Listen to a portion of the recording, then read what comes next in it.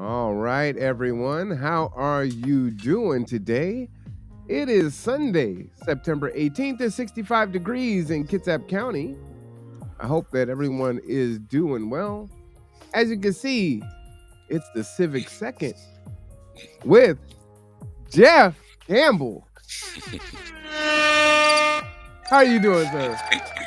Hello. I'm doing great. I'm doing really good. Now, I know you haven't seen us in quite a while. Uh, the end of the summer is super busy with different events, NAACP fundraisers, 9/11, SOS. What else happened? Tara Simmons, uh, Champions of Justice. I mean, it just goes on and on. The Islander Festival. There's a whole bunch of stuff going on the last 2 or 3 weekends. You know, the start of school. I got a junior high school student now. What's been going on with you, Jeff? Yeah, all that, and some other stuff, and yeah, it's been a whirlwind. Man, it's a lot. So, just a quick story. So my daughter, I have our phones linked because you got to watch what your kids are connected to. So she sends me an app permission for a Fitbit. Like, okay, I'm like, sweetie, I hope you're reading. And she responds to me, "Oh, I do indeed have a book that I started." I'm like, okay. That's Look, I great. don't know why you're using your UK voice at 8 in the morning, child, but she just makes me laugh. So, shout out to Layla for Yeah. sure. Well, we got a great show for you. We have missed a few city council meetings, and so I encourage you to go on to the conduit where you can see all of the city council meetings, react, and then Jeff takes his time to segment the different subjects in the city council meetings, so you don't have to just digest and fast forward through an entire episode of the city council meeting. So again, we thank you for that effort, Jeff, because that's a lot of work and time commitment on that. Yeah. And as such, we're going to review the last city council meeting, and I think we're getting into budgets this week. True story. Uh, Almost. Well, zoning, which is a little Zoning. different. Yeah, Okay. and people may think that's budgeting, but it's not. So All yeah, right. we need to go there and talk I about like it. that. I like it. Yeah, absolutely. So, do you want me to pull up the PowerPoint first or the Sure. PE report? Why don't you pull up the PowerPoint? I guess. Okay. Did you get the latest one I just sent you? I hope. I did not. So we'll just have to skip Oh, that page there. But it loaded this time. So there is that. oh, because I just uploaded a new version. Oh, how long would it take you Did you to? really? Just a couple seconds. You Because I wanna realized the charts didn't come through, and yeah, sorry about that. all But right. yeah, if you could get the latest version. Oh, I absolutely can do that. Please re-download. Okay, I got that. So I'm gonna download that. While I do that, what I am gonna do is let me pull up the P&E report and folks can take a look at that and you can kind of talk through that for a minute. Um, well, we're getting out. No, I can't. That gets We're out out of of seg. order? I have a whole Okay. segment on how to get that form. Okay. Let me load this really But quick. okay, let me think of So something else we can talk about while we're doing. Yeah. yeah. Yeah, are we gonna? Well, one thing, are we gonna? We had talked offline about discussing the React meeting, which Oh was yeah. also this week. Are we gonna have a separate discussion of that maybe afterwards, or because that's a whole, as we discussed, that's a whole It is. discussion in itself. I think. Yeah. If you have the time, I got the time. Okay. Okay. So we'll do that. Or do you want to do that, or before or after the zoning? Uh, we could do it after Okay. because I would have to pull up the video for that one too. So, Okay. all right. So I'm just getting this thing ready. Well, while I am pulling that up, you want to talk a little bit? What's been happening down on MO King? Give us an update down Um, there. Yeah, things are getting harsher. Honestly, they're getting harsher down here. They're really clamping down. They did a full scale sweep last week where they rolled in and took people's stuff. They uh, it was there was this poor girl. She was out here crying. I just walked to this, someplace, and I come back home and my stuff's gone. Um, I understand later that she got a voucher, but I don't know how much that voucher was for. But yeah, things have they say there seems to be a harder crackdown going on, and I'm not sure what's driving that. But What would you surmise in that? Are you able to have conversation with law enforcement or others? yeah, I did. I got an email, a long email from one of the police officers, Robak, which I've posted on our page. I can give you that link, and people can go there and read what he had to say about the situation. And you can find that at. That's just the easy link, and that it looks like it goes to a web page, but it just links through to the Facebook group page where all this is posted. Um, Okay. so that's anyways, that's a whole nother subject. So many big subjects we talk about here. Yeah, we do. We do. That's what's so awesome.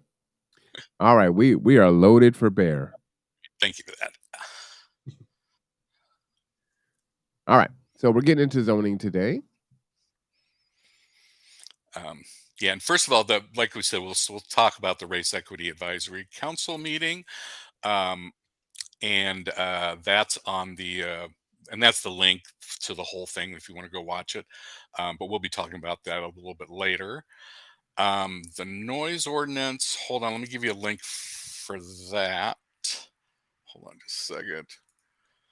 Okay, this is why we need to get some young people in here to help us with this stuff because my production abilities are falling down instead of improving. I'm all for the young people.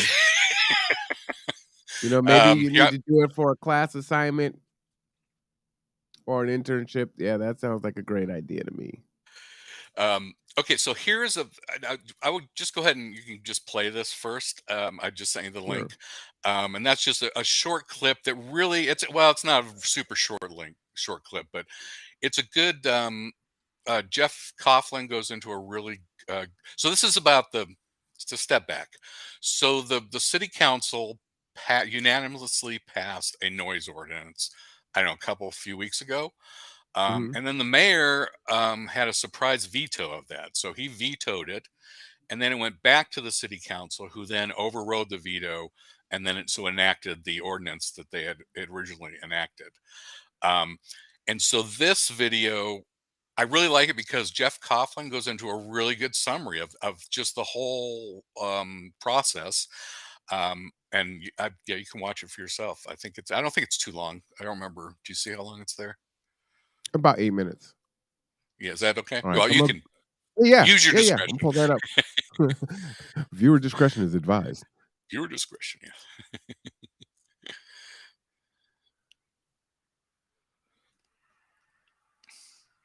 Uh-oh, can't hear it. All right, give me a second here to get that going. All right. Oh, you said you couldn't hear that, huh? You should be able to hear that. That's interesting. Why can't you hear that? Oh well, huh? Can any is anybody from feedback outside? I can't see that now. Oh, there it is. Can you hear it now? But Bremerton, also does. Yeah, turn it up a little bit. We're embarking on the $4 million project at Quincy Square. That's a Bracing Guy tradition. So I really don't think, Bremerton is like Footloose. I thought that we as a council arrived at a really reasonable ordinance with a laundry list of reasonable exemptions, one of which was commercial music, being slightly louder from 3 to 11 p.m. on Friday and Saturday evening. Yeah, we can't really hear it. So you may want to start it over. So I want to do a little sanity check and just kind of review the timeline for folks of how this all started. So going back to November 2019, there's a KipSap Sun article that detailed a lawsuit involving Brother Don's and some nearby residents, and that was already on council's goals and agenda to review the noise ordinance back there at the end of 2019.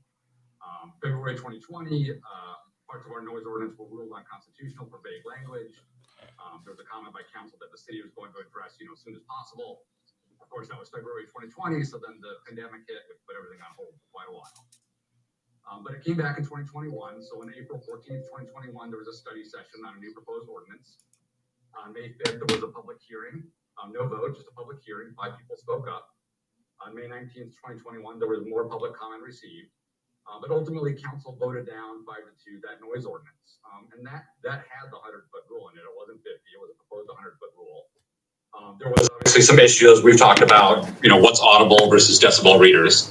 But by the Kitsap Sun article, both council members Younger and Goodnow back then suggested relaxing noise regulations on the weekends for business. So almost exactly a full year went by to 2022 when it came back before us as council. So the Public Safety Committee on May 5th met to discuss it. The 100-foot rule remained, just like 2021, with some other changes. On May 25th of this year, we had a study session briefing on the noise ordinance. Council had some concerns, but wanted more public input, so we decided to hold another public input, no vote meeting. June 1st, we had that meeting. We took public input and had discussion, and concerns remained about commercial music venues. On June 8th, we had another study session. There still was no proposal on the table to address live music in commercial areas. And so council ultimately, bumped it back to Public Safety Committee. The mayor said, quote, "Council, I think you're going to have to decide. It's going to be on you to determine the decibel levels will be and what days and hours of the week, and toss that out there." And the mayor also said, quote, "I need an ordinance. I need it soon." So it was urgent that we get something passed. So July 7th, the Public Safety Committee met to discuss the noise ordinance. Along with fire, police, and legal and council members, they came up with the exemption for specifically just commercial music on Friday and Saturday from 3 to 11 with that 200-foot rule. It went back to the study session on June 27th. And my recollection is that legal staff were asked to make it clear the 200-foot rule for music was at council's request, not the administration, but there was no further elucidation why there were concerns about that 200 feet. August 3rd, almost at the end here, we got to general business. We got written comments specifically on the 200-foot rule. There was a letter in support from the... Yes, we can restart it. I'm going to restart it now. Sorry about that, everyone. And I'm just going to speed up just slightly. All right, sorry for that. I value having an effective noise ordinance. We've heard plenty from constituents who have issues with neighbors. I just wrote baback to somebody this afternoon who had a neighbor using power tools past midnight. And I really also value all the exceptions that are included in the code, like marching bands and chimes, and me being able to use my power washer during the day. Fun. But Bremerton, also does have a rich tradition of live music. We're embarking on the multi-million-dollar project in Quincy Square. That's embracing that tradition. And so I really don't think Bremerton is like Footloose. I thought that we as a council arrived at a really reasonable ordinance with a laundry list of reasonable exemptions, one of which was commercial music being slightly louder from 3 to 11 p.m. on Friday and Saturday evenings. But I don't take a veto lightly, especially when it was against the NF's decision. So I want to do a little sanity check and just kind of review the timeline for folks of how this all started. So going back to November 2019, there's a Kitsap Sun article that detailed a lawsuit involving Brother Don's and some nearby residents, and that it was already on council's goals and agenda to review the noise ordinance back there at the end of 2019. February 2020, parts of our noise ordinance were ruled unconstitutional for vague language. There was a comment by council that the city was going to address, as soon as possible. Of course, that was February 2020, so then the pandemic hit, which put everything on hold for quite a while. But it came back in 2021. So on April 14th, 2021, there was a study session on a new proposed ordinance. On May 5th, there was a public hearing. No vote, just a public hearing. 5 people spoke up. On May 19th, 2021, there was more public comment received. But ultimately, council voted down 5-2 that noise ordinance. And that had the 100-foot rule in it. It wasn't 50. It was a proposed 100-foot rule. There was obviously some issues we've talked about, what's audible versus decibel readers. But by the Kitsap Sun article, both council members Younger and Goodnow back then suggested relaxing noise regulations on the weekends for business. So almost exactly a full year went by to 2022 when it came back before us as council. So the Public Safety Committee on May 5th met to discuss it. The 100-foot rule remained, just like 2021, with some other changes. On May 25th of this year, we had a study session briefing on the noise ordinance. Council had some concerns, but wanted more public input, so we decided to hold another public input, no vote meeting. June 1st, we had that meeting. We took public input and had discussion, and concerns remained about commercial music venues. On June 8th, we had another study session. There still was no proposal on the table to address live music in commercial areas. And so council ultimately, bumped it back to Public Safety Committee. The mayor said, quote, "Council, I think you're going to have to decide. It's going to be on you to determine the decibel levels will be what days and hours of the week and toss that out there." And the mayor also said, quote, "I need an ordinance. I need it soon." So it was urgent that we get something passed. So July 7th, the Public Safety Committee met to discuss the noise ordinance, along with fire, police, and legal and council members. They came up with the exemption for specifically just commercial music on Friday and Saturday from 3 to 11 with that 200-foot rule. It went back to the study session on June 27th. And my recollection is that legal staff were asked to make it clear the 200-foot rule for music was at council's request, not the administration, but there was no further elucidation why there were concerns about that 200 feet. August 3rd, almost at the end here, we got to general business. We got written comments specifically on the 200-foot rule. There was letter and support from the community, and if I got it right, I believe the individual was one of the residents involved in the original, Brother Don lawsuit there, or who had issues with the noise ordinance originally, and they said they were happy with the exemption and they were glad that it was Friday and Saturday evenings only. The attorney for Brother Don thought the distance should be even greater and that it should be every day of the week. Some folks would want it there, but it was reasonable. There were no objections by council, no comments by the mayor. It passed unanimously. And the mayor's veto. Yes. I'm going to give you 60 more seconds, but perfect. I think you're about to wrap it up. Thank you. So the mayor's veto, I'm not saying any alternative proposal. It just suggested to go back to 100 feet or even 50 feet, which I didn't understand. It mentions affecting 1,000 properties from going to 100 and 200 feet, but that, it's an extreme example of assuming there's a commercial music venue on every linear foot of the commercial district across the entire city. So I think it's, extreme and not reasonable. So yeah, wrapping it up, I got to say, I don't think there's anything new or sudden about asking for a live music exemption. It's been out there for years. The mayor asked, told council they have to come up with something. The Public Safety Committee did. We've had a public hearing on the 200 feet. We got feedback. This is about a dozen public meetings in total on this issue. So I'm open to changing my mind on it. If anybody out there has a different argument or new data, I know it's not perfect, but I think it's quite reasonable. In the mayor's own words, we need a noise ordinance. We need it now. I'm happy to, vote yes unless you change my mind. Thank you. Thank you, Councilmember Coughlin. Councilmember Fry. Yeah, Council Vice President, since I heard my name mentioned. Point of order. Point of order. Well, I didn't. I just want to make sure that I get a chance at some point to. Sorry, point of order. No question was asked of the mayor. This is not the mayor's meeting. Well, I don't want this is an example of maybe the disconnect why the council. Point of order, Vice President Chamberlain. Can you rule on that? So for today, Mayor Wheeler, I'm going to go ahead and ask Councilmember Fry to go ahead and speak, and then I'll give you an opportunity as well. Okay. Thank you. Councilmember Fry. Thank you, Vice President Chamberlain, and thank you, Council Member Coughlin, for reiterating that process, some of which I wasn't involved in because it preceded my appointment. All that being said, I was shocked with the mayor's veto. I didn't see it coming. I sit on the Public Safety Committee. I was there for these meetings at which this was discussed. And I know Vice President Chamberlain chairs that committee. She also, of course, remembers all this. But I want to say that I asked specifically with administration there, represented there. I had the police there. I had the fire there. I had the people there I needed. I asked, was there any pushback on this from those departments? And I will quote Lieutenant Elton, who I respect very much, and so I take him at his word.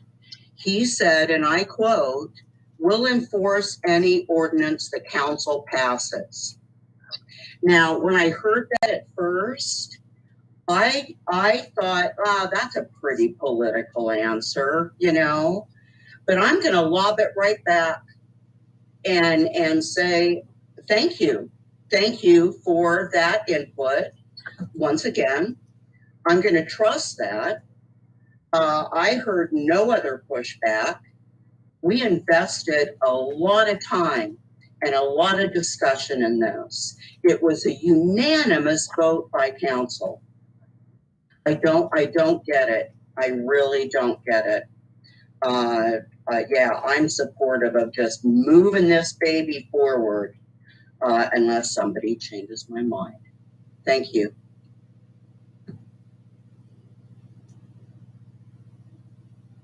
Yeah, so that's All right. so that's your civics lesson for. I'm not. I can't So remember ever. explain that to us, if you would, Jeff. There's definitely Okay. a civics lesson there. Yeah, that's And what I was then saying. recap what happened. Yep. Yeah, so it's interesting. I don't think there's ever. Well, not that there ever. I have not seen a veto before, and then a veto to get overridden. Yeah, it's from a political science and civics. It's it's exciting stuff. You're showing how the government really works, and in this case, I was surprised. The mayor showed a big lack of decorum. Um, it's just like when the president enters the legislative chamber at the national level, they're a guest. When the executive is speaking at the legislative, and in this case, it's the city council, when they're in that realm, they're a guest there and are expected to show respect for that. So that was a little surprising to see him do that, and I still don't understand why. If you've got the unanimous, but anyway, so I don't want to get too hung up on that. We now have a new noise ordinance. Live music on Friday and Saturday nights is allowed until I don't remember what they said, but and then they extended the 200 feet to 200 feet. Which, being a live music person myself, I love it. If I don't have to leave the house to hear the music, I'm good. I'm good with that. But so I think that's, unless there's any questions from the public about that, I think we can move on to where's the COVID money going, which has been a little controversial. All right. So before I forward that, I missed out on. Did you respond to Lucia in the chat there? Oh. What's with the sweeps, and where are the people that were displaced by the fire at the Midway Inn? Yeah, I do not. I do not. Can you hear me? Yeah, I can hear you. Okay. Yeah, I don't know. I don't know. I don't have any more information on either one of those. I know people are looking into the sweep that happened down here in ML King Way this week and trying to document that some. I just was reading about the Midway fire. That's just devastating to hear. I think that was the major shelter for people now. So I need to look into more of this. I don't have much more to offer on that.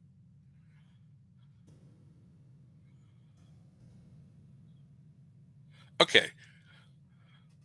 So should we go back to? Yes, Lucia, it is live. I didn't want to interrupt your thought. Lucia's like, am I the only one here? Is this live? Like, yes. Is it live or is it Memorex? This is live. All right, so let's go ahead and jump back into this PowerPoint here. The money for sure. Yeah, and actually, maybe can I try sharing my screen here somehow? Where is it? Yeah, go ahead. Because I think this is one of the ones that changed.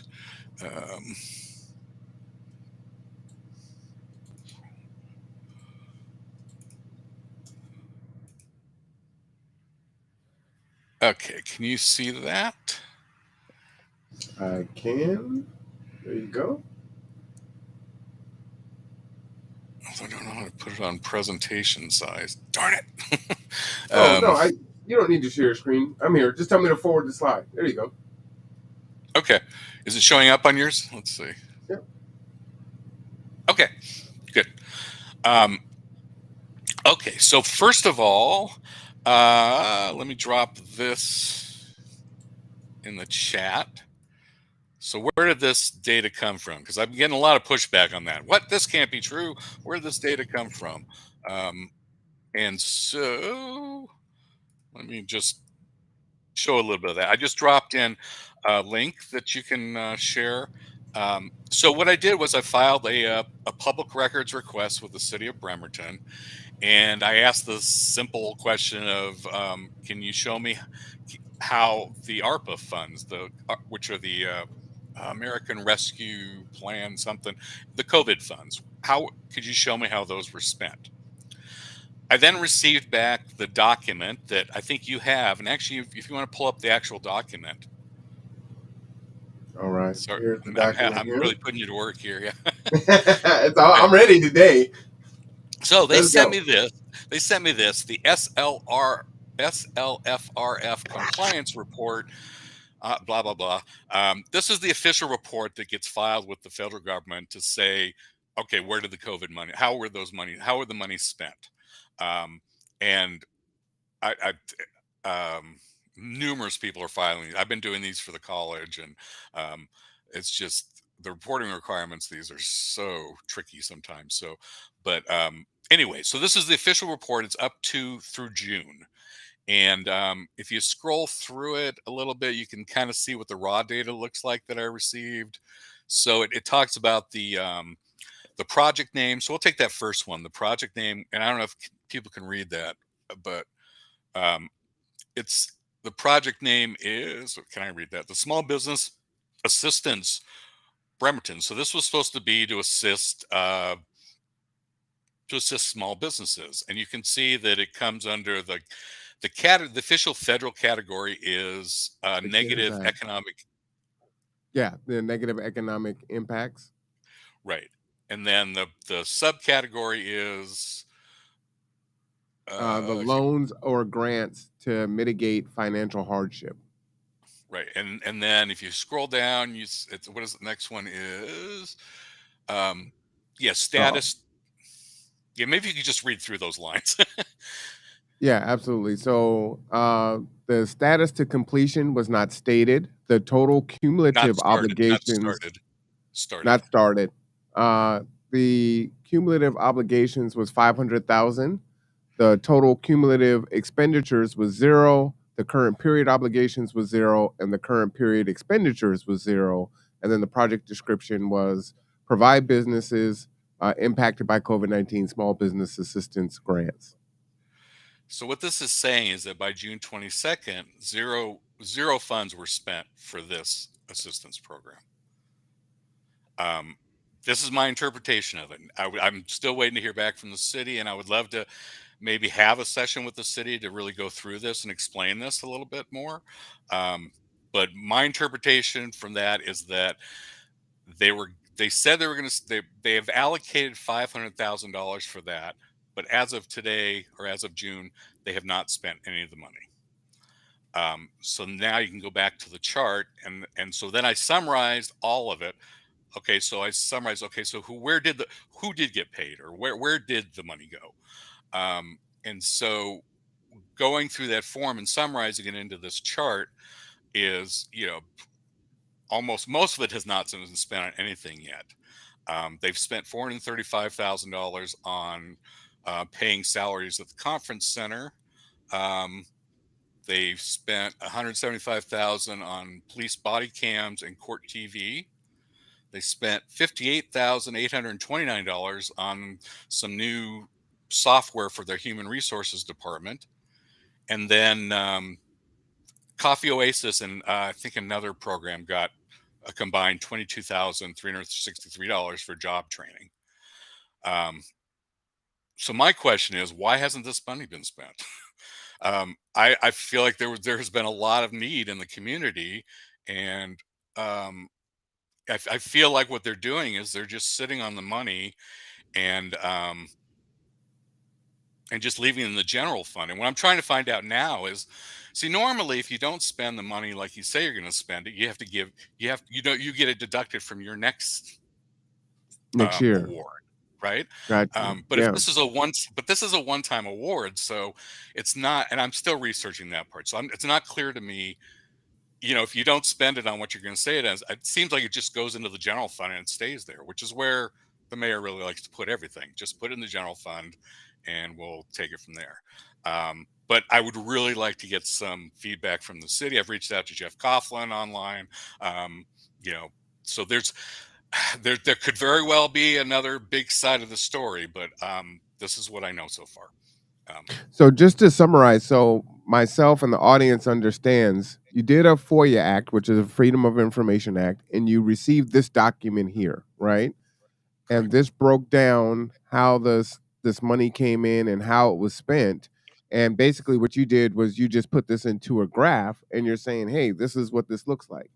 Am I Correct. correct in that? Okay. Yes. Uh, Bailey says, "Follow the money." For sure, hit the horns.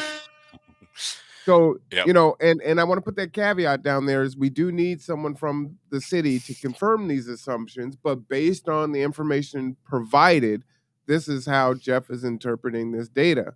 So we know that money was spent on eviction assistance and other things, but please explain this, because this is the data that you got, that you gave, and this is their interpretation. So this is what it looks like. So can you please explain that? Elizabeth says, Yeah. it seems to me that if the funds are to relieve complications from COVID, such as evictions, food, loss of income, then that is where it should go. Absolutely agree with that. Yeah, and in my mind, I can compare it to what I know is going on at the Olympic College, where they also had got a lot of funds for COVID, and what they did, their student services just worked crazy to make sure that they got that money, as much money out to students as fast as possible, and they helped students pay off loans, they helped people pay for housing. It just went directly, like as fast as they could, to get to students. So I'm not sure why that didn't happen at the city level. To say that, it almost implies that they did not see a need. Everything was fine and dandy in Bremerton, which is not the truth. In fact, just yesterday, one of my neighbors was evicted. The whole, 5 sheriffs showed up and said it's time to go. Wow. Um, Wow. so there's still eviction, and the eviction funds are. So, anyways, yeah, there's a lot of questions that I have on this. I hope we can get answered. And we know this is going to pick up, right? So we've had, we're in a post-COVID world, in regards to the federal government. So now that this eviction assistance money is dried up for the most part, evictions are going to increase, and COVID's not gone. You're still going to have COVID. You're still going to have flu season. You're going to have folks that are going to be out of work, and if there is no support and no help, these landlords. It's like, look, I'm not going to keep going through not getting paid, and you're going to see evictions start to pick up. And then where are these folks supposed to go, right? And then when they lose their jobs or lose their homes, and then they're homeless, and if somehow through all of that they end up using coping mechanisms, then we blame it on them for abusing drugs or alcohol, and it's like, well, it's your own fault. No, actually, this system is broken. We need to fix it. Yeah, and just to give a little perspective of what you could do with $8 million here in Bremerton, $8 million would fund a full-time urban rest stop, which is providing toilets and sanitary needs and showers and laundry facilities. They have them in Seattle. They're called the urban rest stops. It would fund one of those full-time, completely staffed for like 3 years. Plus, you could fund the old Kitsap Connect program that they said cost too much money per person served, that served the most needy downtown, that made sure that applied, that paid for full-time care workers and social workers. And it was I've posted a link on our group page about that program, and there's even a quote in it from the mayor saying, this program absolutely saves lives. It could fund that program for, I don't know, 4 years probably. And then not only that, but then you would still have probably $5 million left over to give to BHA, the Bremerton Housing Authority, to start producing and making low-income housing. And they could probably meet the whole need with that $5 million. I don't know. I should probably let some of the experts from Bremerton Housing Authority answer that. But that's just my take on what we could do with that amount of money that looks to be just sitting in the bank. Absolutely. If you want to look up urban rest stops, you can just type that in, urbanreststop.org. It is one of the things that we've been looking into to have a proposal to the city at looking at this as an option. And so they are right here in Seattle. So you could take a look at that. Lucia says they know what is needed, and yet they do not do it. Who gets interest from it sitting? That is a really good question. That's a really But, good question. but I will say that budgets, we're talking about budgets coming up. And so public comment starts in October. Um, and the mayor has a chance here to really, really do something and really to prove that he could make up for all these, and we're sitting on a $15 million budget surplus at the city level, plus the city council member meeting the other day, they were saying, oh, we just found another 5 million or something. The money's there, the money is there. um I we just need to pressure the mayor to spend it on what needs to be spent on. um Anyways, that's my soapbox for the day. But you'll be hearing much more on that from me as we go on to the budget section. Well, let's go to the next slide here. What is Yeah. zoning? The act or process of partitioning a city, town, or borough into zones reserved for different purposes, such as residence or business. So let's get Yeah, and into zoning. the reason this is timely is that at the next city council meeting on Wednesday, they will be voting on a major zoning change. They've been really hard selling this everywhere. They were at KHH, the Kitsap Housing and Homeless Coalition, last week or last meeting, and they're going to be at the next meeting too, really pushing this. The mayor wants this to happen. But what is zoning? What are we talking about when zoning? So, and just to put it in, so zoning means if you buy a piece of property, it tells you what you're allowed to do with that property. How big can the lot size be? How small can the lot size be? How many lots can you combine? How tall can buildings be on the lot? What types of buildings can be on the lot? All those kinds of restrictions. And it really is about, and I want to say that the zoning, and I think I say this later, but zoning is not about creating housing. It's not about creating anything. It's about limiting how people can use the property that they own. So that I just want to make super clear.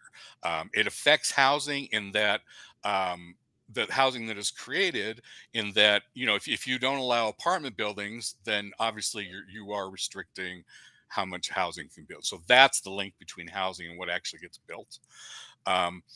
But I have to say, I have to lean on the low government side. I feel, and caveat here is that I have never owned property.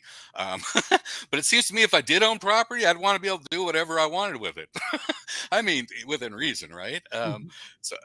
So to me, I'm like, let people do whatever they talk about. Oh, let the market forces do what they want. Well, then let people do what they want with their property.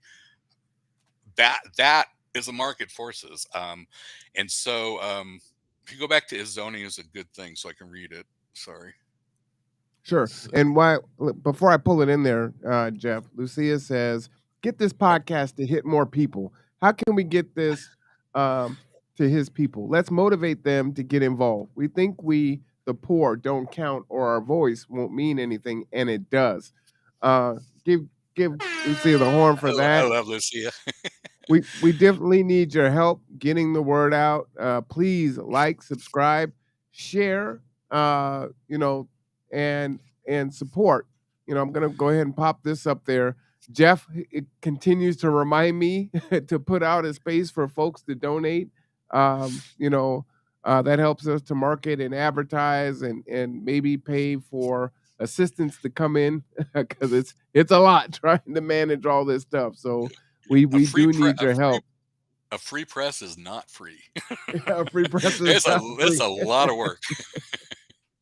It is a lot of work, and necessary and really vital and important, right? Because a lot of this stuff is going on in the dark, and that's how they like us to be, in the dark, not knowing, and then things are just happening. But we're trying to put an end to that. Go ahead, AJ. Okay, so Houston, I guess, is the place that they don't have zoning. You can build whatever you want, and that's been a complaint. I actually went to the University of Houston, and that's where I got my graduate degree. And so I know Houston. I love Houston. I love the freedom down there, and it has its drawbacks. And they're having really bad environmental damages. Anyways, there are absolutely drawbacks to having a free open system, let anybody do what they want.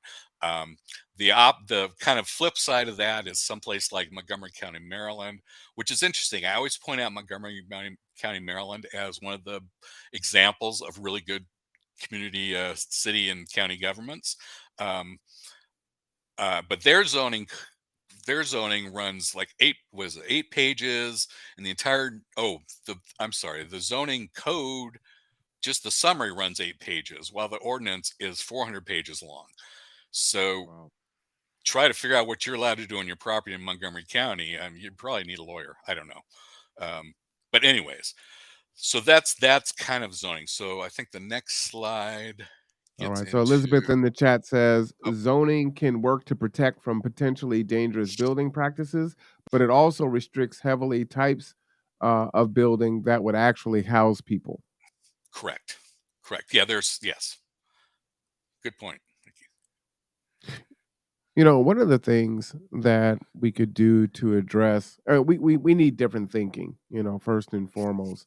But, you know, why don't the federal government allow, you know, folks that are, let's say, on Section 8 or have vouchers to combine their vouchers and build communities in one residence, or set up like you know, you have international students come over and the host family will host them. How about someone who is experiencing housing insecurity or homelessness, you know, pay someone that has who's renting to have someone stay with them and give them the supplement, right? Which would help both a struggling renter and someone who is unhoused. You know, there's just different things that we need to think and try. You know. Yeah, that's my philosophy. Try it. If it doesn't work, try something else.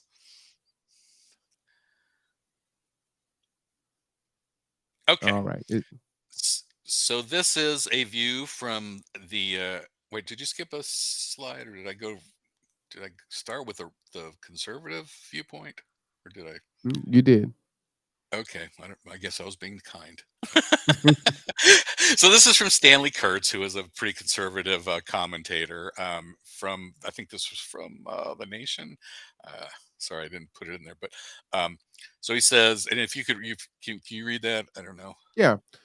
This was from Stanley Kurtz on October 11, 2021. Two big developments indicate that zoning may be on the cusp of emerging as high-profile political issue. This is in direct response to growing moves by Democrats at the federal and state levels to kill off single-family zoning. Control over zoning is a core function of local government, which means that federal and state efforts to choke off local control are direct assaults on our federalist system. Ooh. Yeah, that's a theme that you hear a lot on the right? It's local control, and except when it comes to abortion. Well, no, I guess I don't know. I'm not going to go there. So if you go to the next slide. So they would, I guess the conservatives would feel much more comfortable with the Houston model of, let everybody just do what they want. And but even at our city council, there's a lot of talk about, who's the state to tell us how we should run our city? Who is the government? And usually when they're talking about that, they're talking about things that I'm like, oh, that I kind of agree with the state on this one. So it's interesting. Okay, then, and this is another one they mentioned during the whole zoning discussion, is President Biden's, and I don't know if you want to try to summarize through that. But this was just released. I don't know, not too far. 22. Yeah. This was May 16 of 2022, and basically it says under the plan, the administration will do a few things: reward jurisdictions that have reform zoning and land use policies. They'll deploy new financial mechanisms to build and preserve more housing where financing gaps currently exist. And so things like manufactured housing, which include chattel loans that the majority of manufactured housing purchases rely on. Expand and improve existing forms of federal financing, which will include for affordable multifamily development and preservation.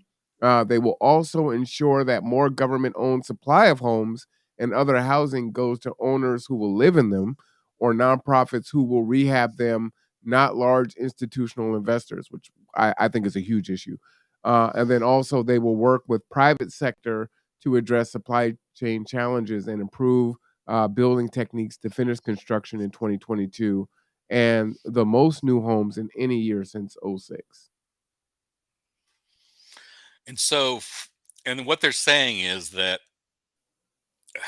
so when you get in places like Kitsap County and the suburbs specifically, there are limits. You can only have a single family home, right? It's really, we don't want any of these big apartment complex people, and it's a culture thing, right? It's a race thing, it's a culture thing, it's all sorts of things boiled into. But what it does is it limits the amount of housing. So if uh, um, you're limiting, and they call that density. I think we get into that next. Let's see. Oh So yeah, on so I just want to get in. Juneteenth, yeah, I'm just gonna read your title for you. On Juneteenth, 2020, revisiting Kitsap segregated past and present. And so this is from Josh Yeah, Farley on June of 2020. yeah, that's a really good article.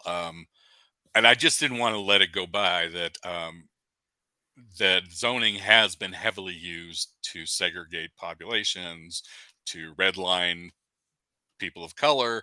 Um, I don't have time to go into that whole story, but I think that's a whole another show that I would love to maybe cover or listen to even at some point about the history in Bremerton specifically.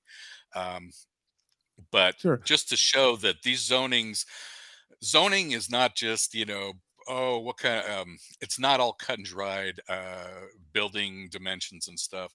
There are some real social impacts that are also built into all of these decisions. Well, let me talk about a few. So, going back to this article in 2020, just reading the first paragraph, right? Sinclair Park was isolated from the rest of Bremerton, had no bus service, and was far removed from schools and grocery stores. And this was Kurt Wiest, who was the executive director of the Bremerton Housing Authority before Jill Stanton. Uh, and so, what can we think of now of inequities that exist with our transportation and housing currently, right? So we think about the fast ferry. We think about how Bainbridge Island has ferries just zipping back and forth, but Bremerton does not.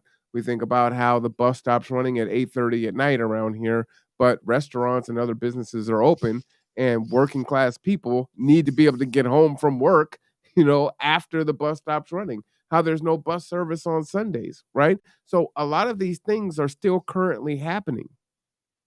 And then when you ask, well, why is this happening? It's like, well, there's not enough demand for it, or whatever other reasons they choose to give. So these things are still happening. Mostly you hear, look, we have to stick to the 10-year, 25-year plan. Okay, this was my little yeah, you can skip by this. I was just when I was going through this, I was remembering my first year moving up here to Seattle. I attended Wilson Middle School at the very first start of the busing program in Seattle. Mhm. And so I just brought back memories for me about that was my first introduction to Seattle. And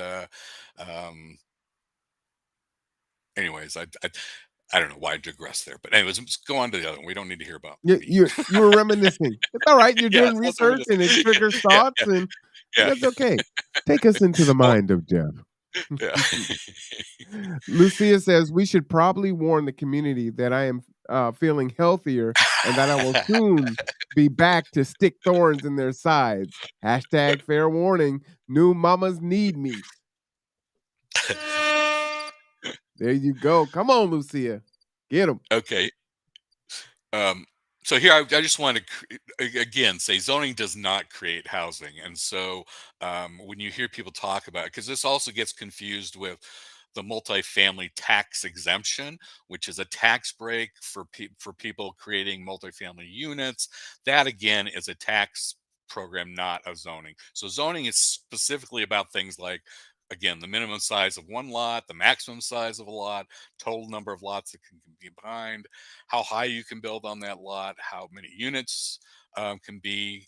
And this is the big one that they don't talk about, is one of the, I hear over and over again, oh, they're not building because they can't, because the parking building, they're required to build parking. They're required to build like 1 or 2 spaces of parking for every unit of housing in the city. That is a zoning requirement that you build parking. Well, we don't need parking. We need housing. It's just creating more parking for no reason. And if you've lived in any downtown urban, especially in downtown, I'm not going to say for the whole city, but for downtown Bremerton, we don't need any more parking. In my opinion, the Navy Yard can build their own parking. We need housing. And if you look at places like any other major downtown, probably Washington D.C., New York City, wherever, people get used to not having cars pretty quickly if there's access to the things they need, and there's public transportation again. I prefer living in an environment where I don't own a car, where I can just walk to get things, where I can maybe rent a car if I need one. But And I've heard over and over again from housing advocates, that one of the big impediments to building more housing in Bremerton is this stupid parking requirement. So that's my other big thing. Get rid of the parking requirement. Let people build things without providing the parking. Anyway, so then I have a link down there to all of the zoning codes. If people want to look at it, you can see exactly what's allowed, what's not allowed, and things like that. All right, I will put that in the chat so folks can take a look at that. Okay, now we get to watch some videos. Oh, some videos. All right, well, I'm definitely going to pull that up. This is getting to, finally getting to their latest proposal and what they're trying to do with their latest proposal. And it's really, they talk a lot about the missing middle, and that is like townhouses and triplexes and things like that. Also something that's been pushed. But if you want to go ahead and play that video, the first video. Well, I got to pull it up. I can't click on a link that's in the okay. in the presentation, so I got to set that up. Do you want me to put in the private chat or? No, I'm almost there.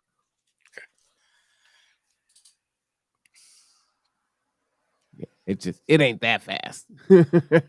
I'm good, but I ain't that good, Jeff. And I just saw Liz's question. Are the zoning codes within city limits only? How do areas outside of city limits compare? Interesting. They actually went into that. So yeah, the city is separate from the county. But there's all these county areas that are unincorporated areas within Bremerton, that are technically, they look like they're in the city, but they're actually part of the county. But if one of the things they said through this presentation was, if you look at those areas where there are less regulations, if I understand correctly, you do see lots of multifamily homes. You do see all these alternative forms. It's already all coming up. So, anyways, she also says we also need to hold Kitsap government accountable for helping Bremerton and other needy neighborhoods. Are they afraid to help each other? Did they borrow PPE? That's a good question.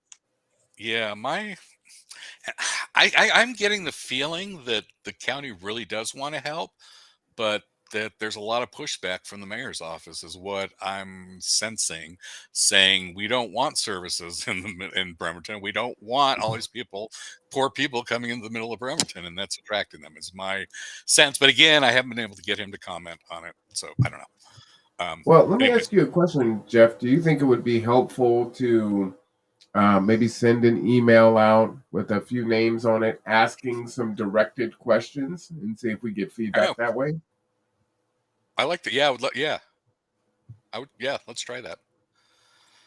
All right, let me get into this video here. All right, here is video number 1. From a federal perspective, housing shortages are a nationwide problem. There is an administration announcement from the federal government which encourages these types of missing middle housing to address affordability. Specifically, they ask that we work, that they intend to work with state and local governments to boost housing supply by reducing exclusionary zoning. Now, this prohibiting of townhomes and duplexes would be an example of exclusionary zoning. And specifically, this document issued from the White House encourages development of 2 to 4 unit properties, particularly in low to moderate income communities and communities of color. Oh, pause there for a second. There was a lot of pushback to that from the city council. It's like, why are we only building these types in areas with people of color? Shouldn't we building them everywhere? And so there's an interesting conversation for that. Anyways, go ahead. So what's your thought on that? Should we build them everywhere? It's an interesting question. I think the way I'm reading it, they're saying build the housing where the people are currently. And people of color are in most need of housing, so that's where you should build the housing, is I think what the take is. But it kind of flies in the face of what I've kind of been hearing as the narrative, right, of housing, is that no, people should be all over the place, and why would you just put them in one? Why ghettoize, right? Why put people in one? I don't know. There's more to discuss there and look into that. I haven't had a chance yet. The state level, for the last several years, the state legislators have been promoting the idea of taking discretion away from local jurisdictions and mandating that all local jurisdictions allow duplexes, townhomes, and other missing middle housing in their single-family residential zones. This hasn't passed, but it is a trend that we have seen from the state, providing direction to local jurisdictions on how to provide for missing middle housing.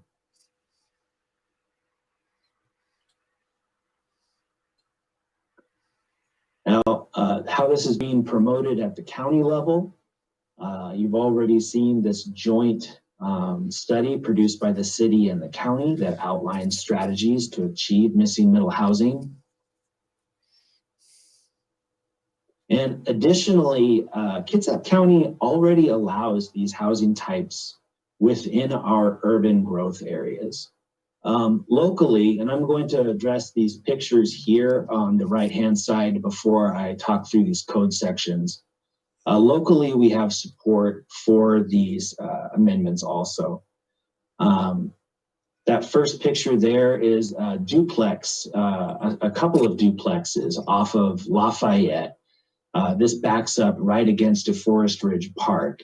This was a development of about 10 separate duplexes that were constructed in the early 2000s. That's before our zoning code changed to prohibit duplexes in this zone around 2004 and 5. Now, why would they want to prohibit that? That's the question. Yes. Wow. Okay. So this is a attached single family home that's on High Avenue. It was constructed about 2018. Now, I think anybody passing by this home would look at this and think it's a duplex, but there's actually a property line running right through the middle of this structure. So that's what an attached single family home is. It means they share one common wall. But to anybody passing by on the street, they would assume that this is a duplex. Attached single family homes are allowed citywide. Yeah, I would assume that's a duplex. Looks like a duplex to me. Lucia says, Marwan or Jeff for mayor? Seriously, maybe we can finally get real help with you two. Actually, more people need to run for local office. Well, Lucy, I am actually running for city council this next term coming up. So I am doing it. More people of color, not me, but Marwan, I will campaign for Marwan. Well, thank you. I appreciate you. I am running for city council. And lastly, this is a home with 2 accessory dwelling units currently being constructed on 13th Street by Bremerton High School. Once again, I believe anybody looking at this home would think that is a single family residence, when in fact, there are 3 separate dwelling units within that one structure. So, all right. So, Yeah, so help us digest that there. yeah, so that just to go to show you at the end there of yeah, what are we talking? It's just like seems to be getting the nitpicking of, and why you say why would they forbid? It's because they say they want to preserve the character of the neighborhood. That's what you'll hear from Michael Goodnow a lot. We really want to preserve the character of our neighborhoods. Well, that comes with some questions, right? Like where did that character? I don't know. Where did that character come from? Who is it? Is that character really serving the needs of the people now? Um, it certainly puts an emphasis on the status quo and says, and so why wouldn't you want to have, those beautiful, huge duplexes in your neighborhood? Because people want to have the idyllic neighborhood of one mega mansion and lots of area, right? I don't know, and horses and whatever their view of a nice single family, their idea of the right character of a neighborhood. But okay, so the next link goes to existing non-conforming housing, and this will just show you that it's not like people have been abiding by those rules anyways, right? Yeah. Let me play that. Of the existing non-conforming housing that is only in the R10 zone. So no other zones are the R10 zone, I would say, is pictured in that kind of yellowish color. And duplexes, triplexes, and apartment buildings are there in orange in the low density residential zone already. So we have a current prohibition on these uses, but as the zoning has changed over time, this leaves behind buildings and structures that are now prohibited in those zones. All right.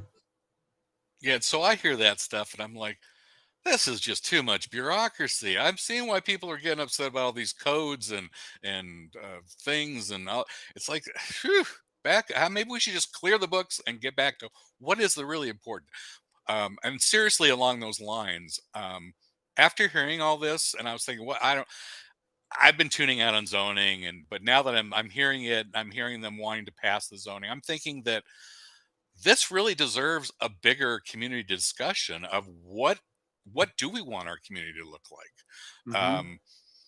and what is our and I think that again, more transparency, more discussion, more openness, as opposed to just letting the planning people do it quietly in the back, and not quite. They're public. I'm not saying they're doing it in back rooms. They're public. Okay, the next thing, unless you have any questions about that. No, I was just saying, we have to get away from this antiquated, uh, paradigm of how we used to do things. And it's like, oh, it's the good old days. Make America Right. great again. Right. And it's just, we're in a very different time now. And I think it's really important on why you need new blood in seats of power and decision makers, because folks want to hold on to things. And I'm not saying that tradition is bad, but you have people who are in need, and you're holding these things back for what? That's my thought on these golf courses. I mean, golf is great, but I look at this prime real estate that is sprawling, right? That is manicured to the T. That's like you can provide so much, housing just on a few golf courses would probably cut housing. Well, if you did it nationwide, I think you'd eliminate homelessness. But I would assume you could probably cut it down by 50% if you were strategic on how you built these golf courses. Just saying. Okay, the next clip is they talk about the big thing is this bonus density for religious organizations. And to this, they've added the Bremerton Housing Authority. And what this is that they can build a little more, they can build property with more density than is allowed, but they wanted to set a limit on them because they didn't want them going crazy and getting unlimited, density here as religious organizations. And And density is, so how many units per square feet? You know, so is it an apartment complex? Is it a, how many units and how tall? And so you can go into this a little bit. Organizations. So this is a mandate from the state of Washington that we provide a density bonus to religious organizations, specifically RCW 3670A 545. And that requires us to provide a density bonus, which is not defined on what it is, for religious organizations providing low-income housing, as long as all the residents are low income, that there be a time restriction, that the development is required to be exclusively for low-income housing for a period no shorter than 50 years, and that those religious organizations providing the housing are not allowed to discriminate against any person that qualifies as a member of a low-income household. Specifically, that portion reads that the affordable housing development does not discriminate against any person who qualifies as a member of a low-income household based on race, creed, color, national origin, sex, veteran or military status, sexual orientation, or mental or physical disability, or otherwise act in violation of the Federal Fair Housing Amendments Act of 1988. So we are proposing to extend this entitlement to the Bremerton Housing Authority. They have a sterling record of providing affordable housing throughout the city of Bremerton. We have a letter of support from the Bremerton Housing Authority that you'll see up there on the page now. If any council members would like a copy of that, I'd be happy to provide it. This would be applicable in all zones throughout the city that have a maximum density. Some densities in our city do not have, some zones in our city do not have a maximum density. So this would apply only to zones with a maximum density, and the proposal is for an increase of 50%. So once again, it would apply to religious organizations and the Bremerton Housing Authority. The procedure would, in every case, be a conditional use permit, and the criteria of approval beyond what is required from the state would be that they meet all other city requirements. So parking, utilities, traffic mitigation, etc. That it does not apply to congregate living facilities, that all units are affordable, that we would have them record a notice to title on the property, recognizing that it is required to have affordable housing for a 50-year period, and that they are required to consult with Kitsap Transit on any appropriate transit services that might be necessary. And it's important to note here that he's not saying there's any money to do any of that. There's no budget for any of that, and nobody's proposing even doing that. But just in case somebody might want to do that, here's what they can do. This is zoning. Again, this is not about actually creating the housing they're talking about. Man, I gotta say, a lot of stuff went through my mind listening to that. One, why religious, only religious organizations? Then I think, okay, so if we look back historically, how many BIPOC religious organizations have property under this program? I think that number is probably pretty low. I was in a meeting yesterday, and I don't know. I definitely want to ask that question. And so when you start talking about equity and things like that, and religion now is getting even more polarized today, and healthcare, this seems like a slippery slope. Yeah, lots of thoughts listening to that.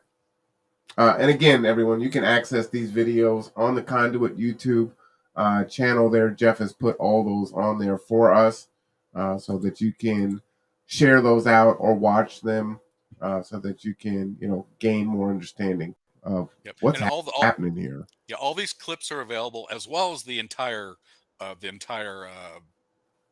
discussion, the entire meeting. for those who really want to do the deep dive into zoning, which I urge you to. Yep. So Absolutely.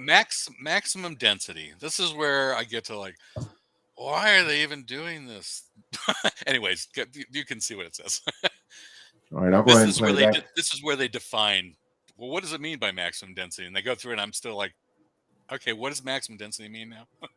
But Lucia says, our leadership, cops, and all public servants should look like our community. Our community is growing, and POC will be the majority in time, if not already, as it is in the rest of the country.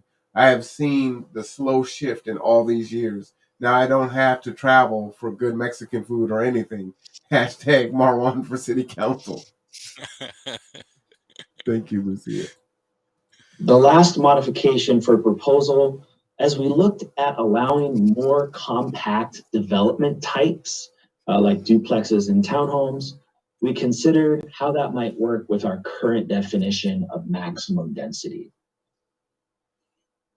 So we currently get a lot of questions from customers who come to DCD and wonder how many units that you can build on their lot. And it's not a very plain spoken or common sense approach that we currently have. Currently, maximum density means the maximum number of dwellings allowed per the net buildable acre as stated for each zone. We're proposing to change that word net to gross, and for these reasons. A gross, so our example comes from the R10 zone. 1 acre equals the potential for 10 dwelling units. And that's how most people assume that it works when they're coming to the city. Oh, I have 1 acre, that means I can build 10 units. That's not how it works. So a net acre means that you would have to subtract any roads or easements or critical areas or critical area buffers from that overall parcel. And that the resulting amount of land, that is what you are allowed to have the number of units from. So this little pie chart here shows that 1 acre, but once you subtract, in this hypothetical scenario, 0.3 acres, you're left over with a much smaller piece, a 0.7 acre with 7 dwelling units instead of what you might assume would be 10. Now, as we're proposing more compact development types, it makes more sense to change this definition. When you're developing single family homes, as you might see in example 1, each one of those structures requires side yard setbacks and other setbacks from other structures. This means that single family homes require more area in order to develop them. They each have their own private driveway. They each have side yard setbacks that push those structures farther apart. Well, if we're considering allowing townhomes and duplexes, that is a much more compact development type that you can build in a smaller amount of land. So in example 2, we'll say that this is 1/2 acre, and so you could develop a potential of 5 dwelling units. In example 2, if that lot is encumbered by a wetland or wetland buffer, utility easements, you might assume that you could build 5 dwelling units, and there's potentially room to build 5 dwelling units. But based off of our definition of net acre, you would only be able to build 2 dwelling units. So it's been challenging to explain to property owners over time how many dwelling units they could have based off of our current definition. And once again, with these more compact development types, it makes more sense than ever to change this definition. So, and what I want to say to that really quickly is, again, he used the word we, how we define. So change the definition. It's so easy. Change it. Yeah, and so I come at a thing. Why have maximum density at all? Somebody wants to bring a build a Singapore-style tower in the middle of Bremerton, bring it on. But again, they get into characteristics, and people say, "Ooh, I don't want a big tower in the middle of our city, even if it will house everybody." But okay, so maximum density, and that just gets to the whole complex. Yeah, exactly. So the next important thing I wanted to cover was public comment. I really like Garrett Jackson. He does a great job of explaining this stuff, but I think he oversells support for this thing sometimes. And he seems to assume that silence means approval. And so he'll list all these organizations that he says supports this. But I don't think we have an official support statement from all these. Anyway, so you can play that. And the point of this is that please do comment. Please let them know if you have comments, if you have something to say about this, because they will just take silence for support. Yeah, Lucy is saying in the chat, I wanted a tiny house on my acre and was told it is not allowed to get an RV. Yeah, it's ridiculous, right? I mean, if Lucia wanted to use the tiny home to rent out, it would supplement her income. It would provide housing.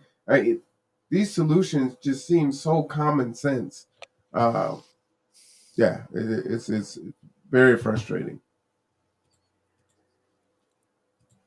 Okay, so we did a fair amount of public notice in regards to these amendments. We had several planning commission meetings, the first being in April. And then I presented these changes to the Kitsap Housing and Homelessness Coalition in May of this year. In particular, we chose that association because it includes the Bremerton Housing Association, Kitsap Community Resources, Housing Kitsap, and some other religious housing organizations as well.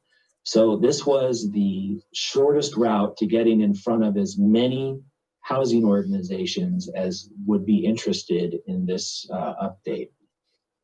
We provided an update to the Kitsap Building Association in July. The Planning Commission had a workshop in June and then a public hearing in July. The city sent out an e-news, that's Facebook, Twitter, and other electronic sources, September 2nd. A mailer was sent to religious organizations about the density bonus on September 2nd as well, and later emailed as well. This is the notice that we sent to the religious organizations. There's approximately 40 within the city. And we also sent out today and tomorrow. It was a little too big. It was about nearly 7,000 property owners. We sent out a mailer today and tomorrow to all property owners within the R10 and R18 zones for the current proposal. Now that included a kind of trifold document that you'll see up here on your screen. Once again, just kind of relaying what the proposed amendments were. And to get back in front of those housing organizations as well, on the day of the hearing, I'll be presenting to them to let them know that the hearing is that evening and providing them with an update from the last time that we met.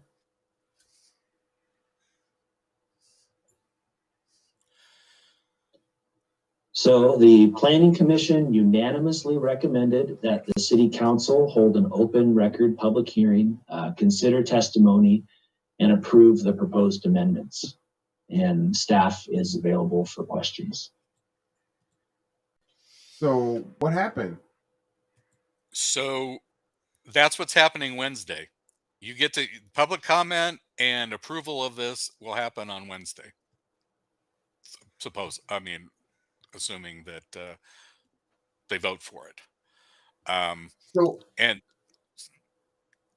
yeah, is there anything we can do, Jeff? Well, let me just say one thing too. He says that all these mailers went out. The mailers went out to property owners. I did not get one here as a renter. I would imagine no renters actually got a copy of this pamphlet. It was only targeted out for property owners. What I'm not showing here is what I've also posted is the discussion, city council discussion, where they go back and they discuss this for about an hour. Really good discussion. I would urge people to watch that clip that's on the Conduit as well. And during that comment, they talk about how 60% of Bremerton rents are people who rent. And that's been going, the number of people who own houses has been dropping a lot in Bremerton.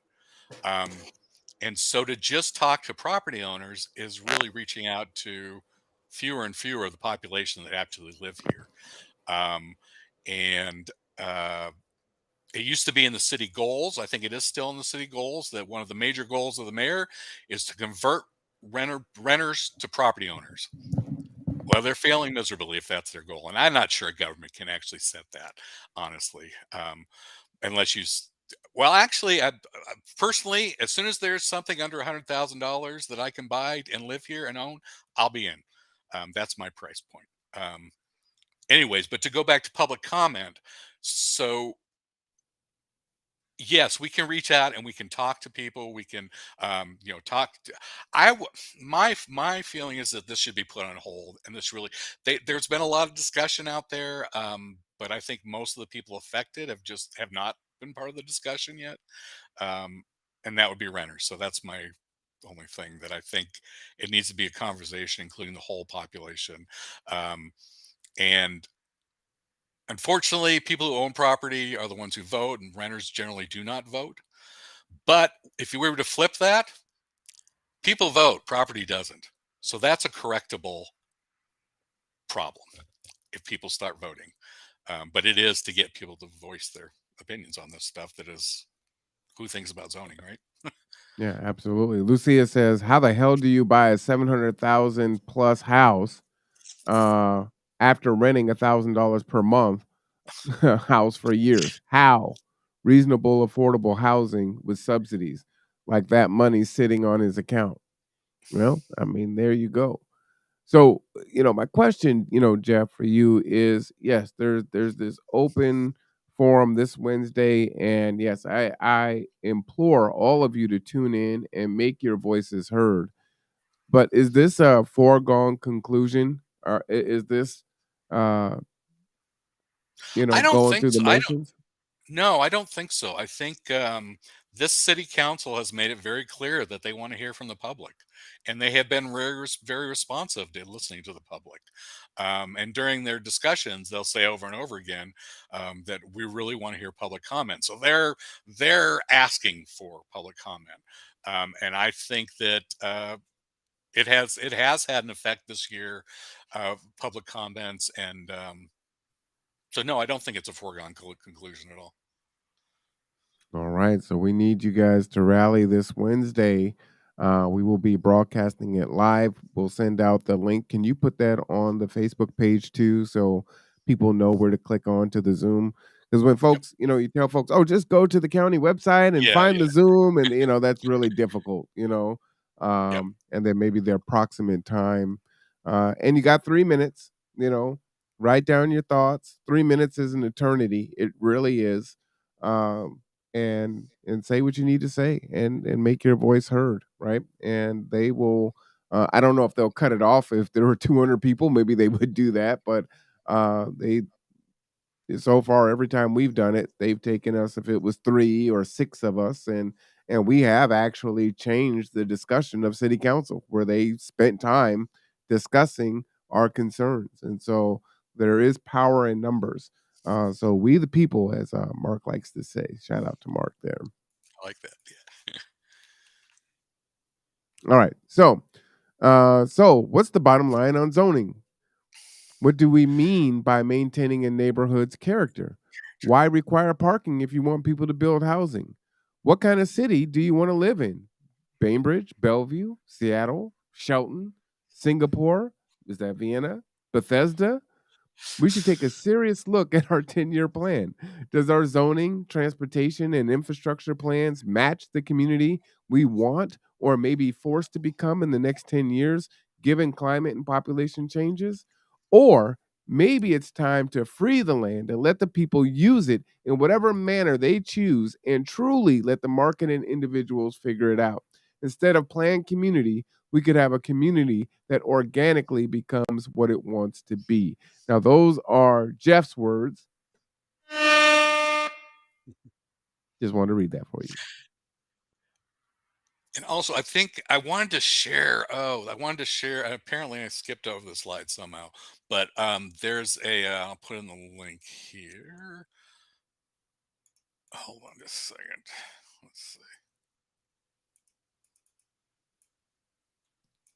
Lucia says, people need to hear this, you guys. We need this to be a thing. We can make If this you a could, thing. yeah, if you could share Which that one? You link. put two of them. Oh, Public sorry. records request or No, the the Brookings. Brookings? So this Okay. is a study from the Brookings Institute, which is they're known as a fairly middle of the road, not too biased organization in terms of research and what they do. With a capitalist, well, anyways, I'm not going to go to my far left interpretation. But anyways, this article is a really good article about a zoning, and is it a useful tool? Is it not a useful tool? And goes into just a lot of the stuff I've been talking about here. So I would urge people to. It's not that long a read. And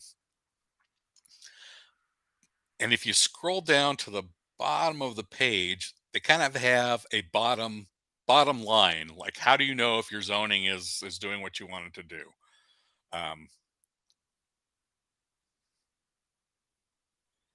Right at the bottom here. Okay, so probably right here. There it is. Ask not. I'll read. Which, thank you. Yeah, I'll read that one. So it says, let me just let it catch up for the audience there. Ask not which rules should be changed, but what outcomes we want to achieve. Trying to identify which specific policies or procedures are binding constraints on housing supply is not just technical difficulty. It's not really the most important question for policymakers to ask. Rather, they care about how well housing markets are functioning to meet the needs of the current and future residents. Three questions that better capture the impact of regulation are: one, is the housing market producing enough additional housing to meet increased demand as driven by population and job growth? Two, within a city metropolitan area, is new housing being built in the locations with highest demand, i.e., the neighborhoods where people most want to live? And three, does the market provide a diverse range of housing choices that match household budgets, size, and other characteristics?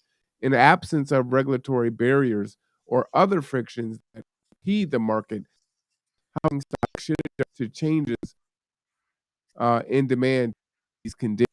Okay, and then lastly, in future articles, there'll just other things there. So Yeah. Link there. And if you look at those three, I would say no to all three of those for Bremerton. Are we producing enough additional housing to meet our increased demand? We already have studies that say no. Absolutely not. Is new housing being built in the locations with highest demand? That part I'm not sure how you would measure demand, so I'm not sure how to answer that one exactly. I know where I would like to see housing, which is downtown, because I'm a city guy. Does the market provide a diverse range of housing choices that match household budget, size, and other characteristics? And that'd be another big no. So I agree with these made a lot of sense to me. Yeah, I agree with that. And I had a question for you there, Jeff. You mentioned once there's something that's 100,000, then you can purchase. I'm like, where are you going to find something that's 100,000 in Kitsap County? Right, but there's no reason we couldn't have some small, tiny house, something. I don't know. Yeah, I'm no, with you. there's no place. There's no place.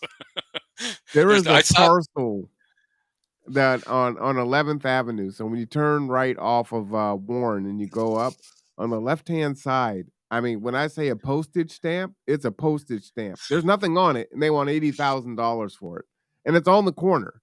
It's like, wow. Yeah, and I did find a one-room house for sale in Cumberland, Maryland for $60,000 or 50,000. but Cumberland Gap is beautiful out there, but still. It's not here. It's not And here. we need it here. Can you put a tiny house on it? Yes, you could put a tiny house on it, but still for 80 grand, I mean, like, wow, man. Yeah. That's tough. That's tough. All right. So ask not which rules. I think we looked at that already. Let me get back over here. And do I have then the last thing is just the public meetings, I think, that I list. If I added it to that one. There we go. So these are the meetings coming up. Right. Yeah. And another 52K for the tiny house. So now you're at 132,000. Yeah. It's ridiculous. You know, what's interesting too is when I was married, we bought my grandfather's home and he purchased it for 130,000. I think back in the late 80s or early 90s. And so we bought it from him, but it was a 5-bedroom, 3 full bath with a full addition on it. And he purchased that for 130,000. And now we're talking about, you know, a tiny home on maybe a tenth of an acre. No, it's not even that big because that property, the 5-bedroom, was on a third of an acre. It was like 0.25. And it still had a really nice yard in the back. It had a side yard. It had a front yard. And it was just the neighbor yard where we only had like that 10 to 15 feet in between. So yeah, I would. Wow. I mean, we're talking about a couple thousand square feet. I mean, this thing is tiny. So just to change. Yeah, and even going down tinier. So there's things called single room onlys that used to be allowed, but they've been outlawed all over the country, which is, there were flop houses, right? You would go in, you'd rent a room, you'd have access to shared bathroom and maybe a kitchen area, but it was a place that, you could get for $50 a month or something, or whatever, some livable wage. You could live in one of these little rooms. And I learned about them through like Jack Kerouac and people who took advantage of things like that, and all these other artists and writers. And so it's not just poor people; it's people who also just don't want to spend their time working; they want to spend their time on art or whatever. But my point is that we could come up with a lot more housing. We could come up with housing options to probably meet the needs of most of the people that are living outside right now. They have some money; they just don't have enough money to spend on what it costs for housing. And so, some flop houses maybe, or there's probably a better term for it. We come up with a better, like tiny rooming units or something that sounds cool.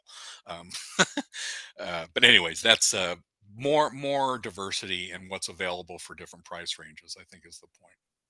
Well, that's what I was saying earlier is if we don't have, well, let me be careful with my words. They will say we don't have enough money to provide housing to everyone, but there is money coming into every county. So why not do a host family type situation, right? So instead of a flop house, again, it helps both the renter and it helps the other person, right? So you're answering two issues at the same time, and so then you can supplement the household for two different households, right?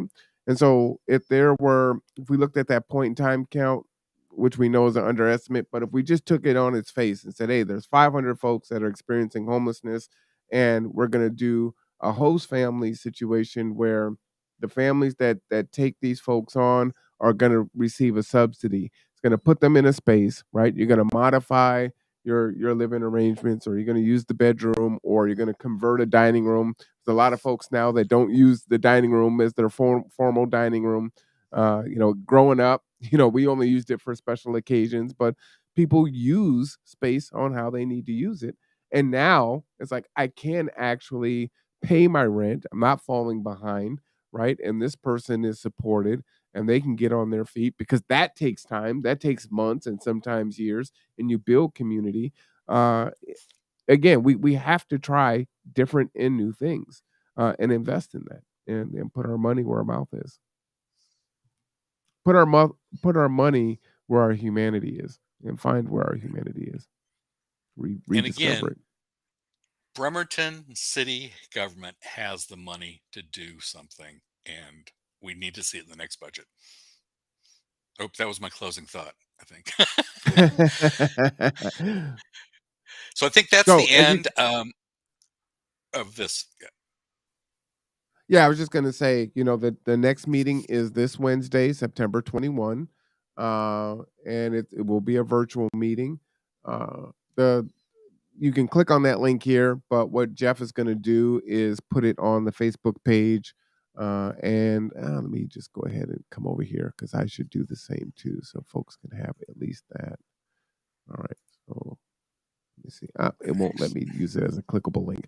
Put that in the chat before it ends for me, Jeff, and then I'll put that in there so people can I'll take that link find that right now. so they can click on that. And so the way that it goes, you have a city council meeting, then they have a study session. It's always good to listen to that, while you're working out or in the garden or on the bus or whatever, so that you can stay informed and you know what's going on. Lucia says, that is successful though. Look at the halfway house around here. They are like Golden Girl situations, and it works. Yeah. I forgot where Rosie was put. Michelle Fleetwood runs it. Yeah, absolutely. And it was perfect for those that get crap in Social Security, absolutely, or other income. Each room was 500, still high for about 5 people in a house. So many single people living in huge houses that can help and don't. Yeah. And we transport, and we have a lot of folks like that who are clients of G2, and the Golden Girls piece is just that. So you'll see the relationships with some of the older women and the younger women.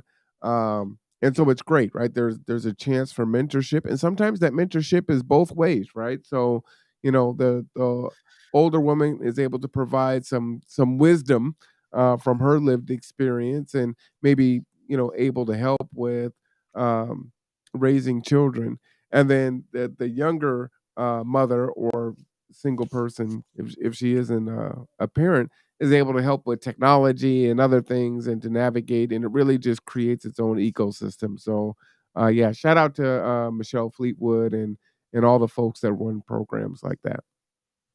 So again, we're not even creating something new. We're just expanding and building on ideas that already exist.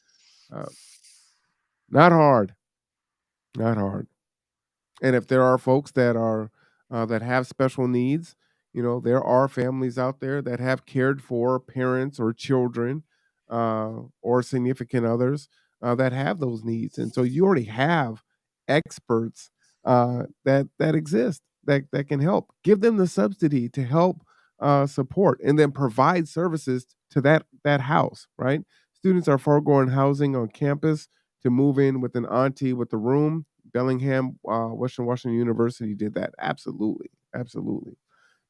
We just need to support that. We've got to think of different ways, and we're not going to make it right. The direction that we're going into, before we're able to really make a fundamental change that's going to stick, where we can watch society change for the better, we're going to have to find some ways to fill those gaps until folks can get into office and make these policy changes that are really going to change how this country operates, right? And I think a lot of the power comes from the bottom up. Like a lot of people think that it comes from the presidency down, but it's I think it's the opposite. Elizabeth says, as long as people with warmth, running water, a place to rest, uh, and a safe place to be and think, then let's do it. Let's do Lucia, it. Lucia says, wow, imagine government tapping into the wisdom of these nonprofits. Yeah. Yeah. We the people. We the people. I'll say that again for sure. Man, Jeff, this was a great Yeah. show. Do you want to go into the react? Do you want to do it later? I would like to do that later, I think, All because right. I'm a little We're tired leaving now. on a high note, And I'm also wondering if we couldn't get Daryl back for that, for a little more, or maybe even some members of I don't know. I think I would love to, maybe some members of the committee that haven't been on the show even. I don't know. Yeah, It'd be I nice can to reach out. expand that conversation, I think, We can beyond reach out to what I think. Daryl. or Aaron or even Laomi. Because they, she definitely Yeah. felt some kind of way about how she was treated and brought on, and that's a whole nother issue, and it goes with this, right? It does. So, It does. all right, so stay tuned for that. We'll send some emails out and reach out to folks and see if they'll come on and talk about the last React meeting. If you haven't watched that, I definitely encourage you to watch that. React is the Race Equity Council, or for city council, allegedly. In theory, that's what it was supposed to do, to look at things through a racial equity lens, and none of that stuff is being done right now, and it appears that the city is doing everything it can to ensure that that doesn't get done. And I think there are some provocateurs that are positioning themselves as supporters, and it is coming off as the opposite of that. So if you take a look at that, if you find that link in the YouTube, I was just going to look for that yes, link. I can put it on there. But there have been agents that have infiltrated the Black Panther movement, the King movement, every movement. They will send folks in to dismantle these programs. And when you watch this, it will be hard to not see and wonder if that's what's going on. It's incredible. Yeah, Can it's a I just pain. play a snippet? Can I just Okay. play a snippet? Just one little snippet before we go, because it's like, holy smokes, man! This It is was painful for me to it's watch. The whole thing was just painful, and yeah. it's bizarre. So I'm gonna find the spot here. Let me just get here. Bear with me.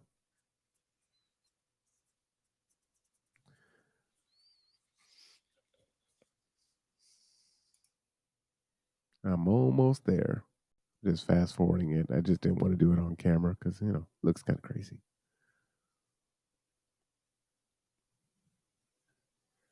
All right, so we're gonna just play this little bit right here.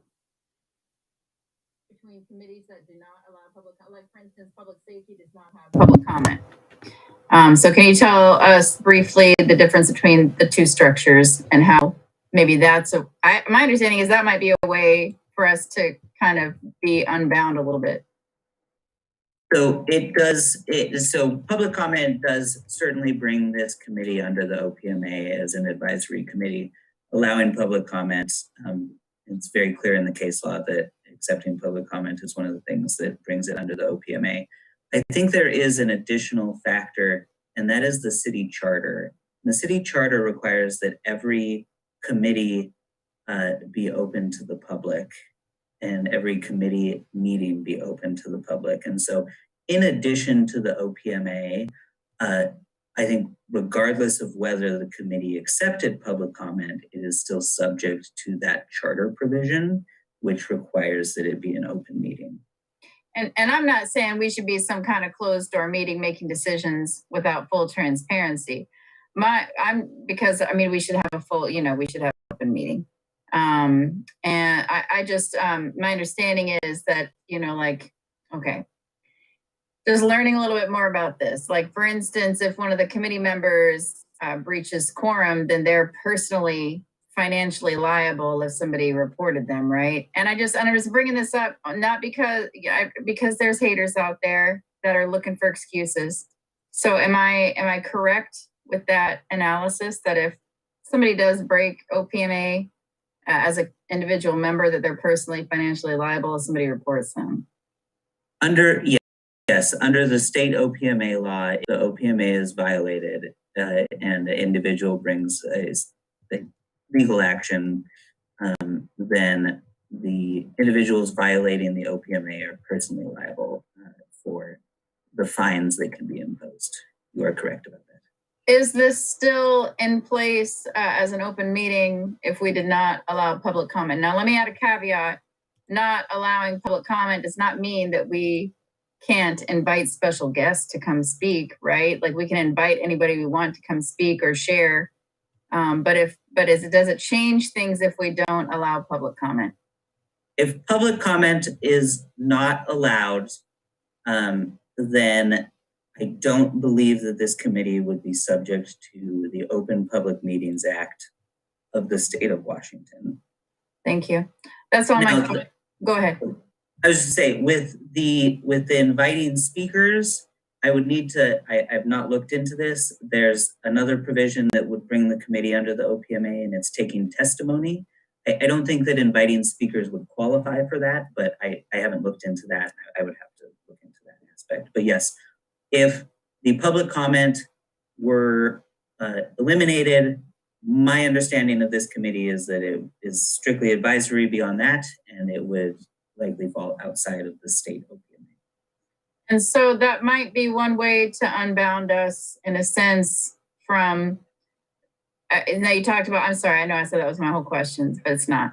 So that's one way that we can kind of recuse ourselves from a little bit of liability while also kind of making an avenue for us to be able to, without making decisions, have conversations with each other. Am I wrong in that? I did. Yes, I believe that you are correct that it would remove the OPMA liability that exists there. Did y'all hear that? So how can we be held accountable to anything the other committee's doing when in all the other committees, the city Mr. and Riley, the council? Mr. Riley, can we please continue with this conversation? This is the conversation. Yes, but we're trying to do it like in the regular fashion. I will be happy. That's the problem, and Mrs. Mockler. That's the problem. You're trying to confine us to like every other committee, but in every other committee, like I was getting ready to say, the city is involved and the mayor is involved, not just the council. Mr. Riley, I'm happy to yield my place in line in the queue to you. Well, he's gone. All right. Thank you, Anna. I'm gonna go ahead and just kind of end my portion, but basically the reason that I ask those questions, y'all, is because other committees that I'm on, we don't accept public comment. So I'm going to pause it there to give you a little bit of context of what's happening here. What you have is continuous attacks from citizens that want to dismantle REACT. And so REACT is trying to, and there's a lot of other issues too, like the way that they were formed. There's questions on, was it formed right? How do you bring on new members? And so in the corner there, Mr. Jetty is the city attorney. And so he is there to answer questions for city council. And, you know, there's a discussion and there's some questions. Now, the last two meetings that I have watched, what I have seen is, and folks will call it the colonized way of doing things, right? We're having a discussion, we're asking questions, we're trying to gain understanding, and the facilitator of the meeting is standing on this ceremony of, you're out of order, this is how things need to be done. And now if you look, you have this race equity council here, and they'll talk about it later because Glenna was upset. Well, everyone was pretty much pissed off at the way that Anna Mockler handled the situation. And this isn't the first time that she provokes and antagonizes Darrell Riley in this way, right? Which is why he is not going to continue on REACT, right? And so this is what happened to Leslie Dawes. This is what's happening to Darrell Riley. And so these tactics and strategies happen, right? And we can watch it over and over again. This is disgusting behavior to do that. And you will, when you watch this in its totality, you will see the rest of it. Jeff, do you want to jump in here on that? You're muted. So sorry about that. No, I don't have anything much to add to that. I would love to see a conversation with especially the citizen members on all this. There's a lot. Yeah, there's a lot here. And again, this isn't the first time. I've seen this in REACT meetings where she has been facilitator. And to me, you know, and then if you look at the last REACT meeting, they went to city council to vote to keep the language of racial equity lens, and she voted against it. It's like, so how do you sit on REACT and then vote against its own interest. This does not make sense to me, right? But then maybe it does, if you know what I'm saying. This person should not be facilitating the React meetings, period. But please watch the rest of it. We will come back. I will reach out to Daryl and Aaron and Leomi, and Jennifer has been on the conduit before. I haven't met Quinn yet, and I do need to meet him. And I don't think I've met Sarah either. So Sarah's need to reach out to amazing. Sarah. They're all So- really good. I will reach out to all of them. Actually, I have reached out to them through an email to come on to have our big discussion on housing, which we're pushing until October. But, you know, like I said, Jennifer has come on, and she was going to come on another time, and then we couldn't get our times together, and that was on me. So she's been more than happy to come on and have conversations. Aaron is he's definitely coming on. He's just super busy, so was I catch him, he'll be on. But yeah, this is important, right? And this is that accountability piece and that advocation that otherwise, you know, budget and policy is made without looking at things through a racial equity lens, right? And it will catch those things on multi-housing and zoning and why would you do this here and why would you not do that? And that's what's missed by not having some oversight there. But it can't be tokenized oversight where it's like, yeah, okay, you looked at that and oh, great ideas, good job, team. And then they just go on and do what they want to do anyway. So it can't be that either. But I encourage you, there are 2 spots that are opening up. Is I think Aaron and Sarah's terms are coming to an end here. They've only extended themselves to the next meeting, which is October 13th. And then they will go from there. But I think their terms end at the end of the year. You know, I can't speak for them, but from the tone and their frustration, it would be surprising if they continued on, right? And we need their powerful voices. Naomi is new, and she will need support for sure. And you know, yeah, we need folks there. We need folks. It's not going to change if we're constantly asking. We have to be the ones that are writing and making the policy. I guess I'll leave it there, huh? That's the final word, huh? Yeah.